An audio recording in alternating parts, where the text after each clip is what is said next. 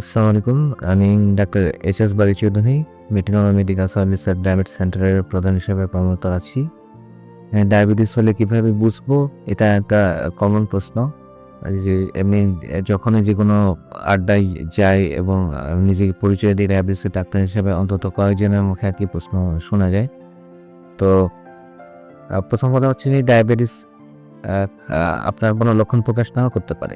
সেক্ষেত্রে যদি আপনার বংশে ডায়াবেটিস থাকে এবং আপনার অন্যান্য কিছু অসুখ থাকে, যেমন ব্লাড প্রেশার বেশি, ব্লাড প্রেশার ওষুধ খেতে হয়, অথবা কোলেস্টেরল বেশি, কোলেস্টেরল ওষুধ খেতে হয়, তাহলে আপনাকে বছরে একবার ডায়াবেটিস অথেন্টিক গতিতে মাপতে হবে, যেটাকে বলে ওজিটিটি। খালি পেটে একবার রক্ত দিয়ে ১ গ্লাস গ্লুকোজের শরবত খেয়ে ২ ঘন্টা পরে আবার রক্ত দিয়ে ওই ওজিডিটি টেস্ট বছরে একবার করে আপনাকে মনিটরিংয়ে রাখতে হবে যে আপনার ডায়াবেটিস বা প্রি ডায়াবেটিস ধরা পড়লো কিনা। যদি প্রি ডায়াবেটিস ধরা পড়া যায়, সেটাও কিন্তু চিকিৎসার লাগবে, কারণ প্রি ডায়াবেটিস থেকে যে কোনো মুহূর্তে ডায়াবেটিসে কনভার্ট হয়ে যেতে পারে।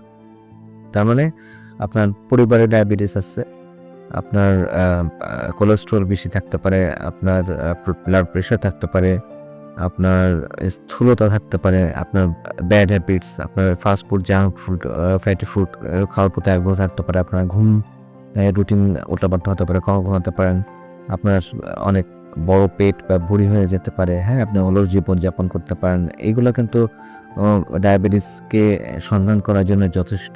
হ্যাঁ, এই জিনিসগুলো যদি আপনার মধ্যে থাকে, তাহলে আপনি অবশ্যই বছরে একবার, আপনার বয়স যাই হোক, ২০ হোক, ৪০ হোক, ৫০ হোক, যে বয়সটা কোনো ফ্যাক্টর না, আপনি বছরে একবার ডায়াবেটিস মাপবেন।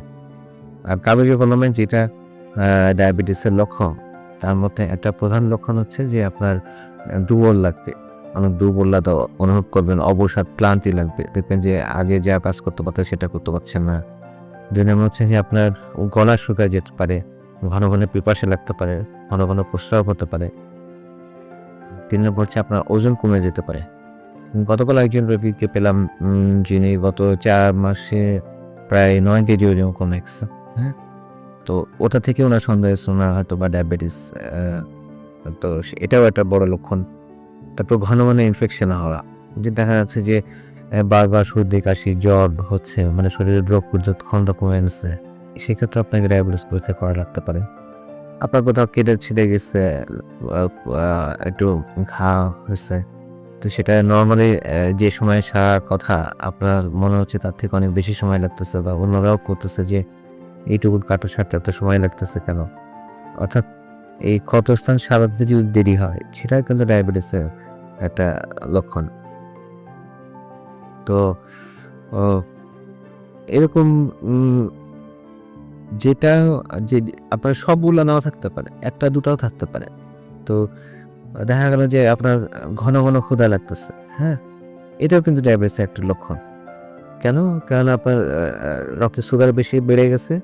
আপনি খাচ্ছেন ঠিকই, কিন্তু সেই খাবারগুলো সুগারের রক্তে ঘুরে বেড়াচ্ছে, কিন্তু কোষে পৌঁছাতে পারছে না। এইজন্য কোষ বারবার ব্রেইনকে সিগন্যাল পাঠাচ্ছে যে আমার খাবার প্রয়োজন, আমি তো ক্ষুধার্ত। এজন্য ব্রেইন বেশি খাবার খাচ্ছে। কিন্তু আসলে সেই খাবারটা রক্তেই জমে যাচ্ছে এবং সুগার মাপলে অনেক বেশি সুগার পাওয়া যাচ্ছে।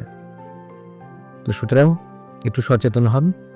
আর আর এখন পর্যন্ত সবচাইতে সস্তা টেস্ট গুলোর মধ্যে একটা হচ্ছে ডায়াবেটিসের টেস্ট। যদি অনেকে ল্যাবে নাও যেতে চান, বাসায় স্ট্রিপ দিয়ে মেশিন দিয়েও মাপতে পারেন। সেক্ষেত্রে ৩ বেলা খাবার ২ ঘন্টা পরে আর সকালে খালি পেটে মাপতে পারেন।